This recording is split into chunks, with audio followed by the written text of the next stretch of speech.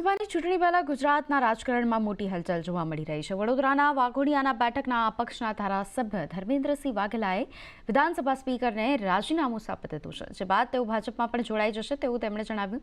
નોંધનીય છે કે ધર્મેન્દ્રસિંહ વાઘેલાએ ભાજપના પ્રદેશ પ્રમુખ CR પાટીલ સાથે મુલાકાત કરી હતી અને રાજીનામું આપ્યા બાદ મીડિયા સાથે તેઓએ વાતચીત કરી, જેમાં તેમણે જણાવ્યું કે રામલલ્લાનું આટલું મોટું મંદિર બની રહ્યું છે ત્યારે દેશમાં રામ રાજ્ય સ્થાપવાની દિશામાં છે। મારા વિસ્તારના મતદારો અને મારી પોતાની પણ લાગણી છે કે ગુજરાતના બંને પનોતા પુત્રના હાથ મજબૂત કરવા માટે હું રાજીનામું આપું। મારા વિસ્તારના લોકો સાથે લઈને હું ભારતીય જનતા પાર્ટીમાં જોડાઈશ।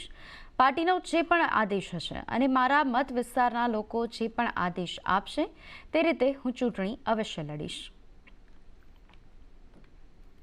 ધર્મની માંગણી હતી અને રામલલ્લા જ્યારે અયોધ્યાની અંદર વિરાજમાન થયા હોય, આટલું મોટું કાર્ય અને રામ મંદિરની સાથે સાથે રામ રાજ્યની સ્થાપના થવા જઈ રહી હોય ત્યારે મારા મતદારો, મારા વિસ્તારના લોકો અને મારી પોતાની પણ લાગણી છે કે માન્ય ગુજરાતના બંને પનોતા પુત્રના હાથ મજબૂત કરવા માટે હું આજે રાજીનામું આપી દઉં। મારા વિસ્તારની અંદર મારા લોકોની સાથે લઈને હું ભારતીય જનતા પાર્ટીમાં જોડાઈશ। પાર્ટીનો જે કંઈ આદેશ હશે અને મારા વિસ્તારના લોકો જે ઈચ્છા વ્યક્ત કરશે તો હું ચૂંટણી અવશ્ય લડીશ।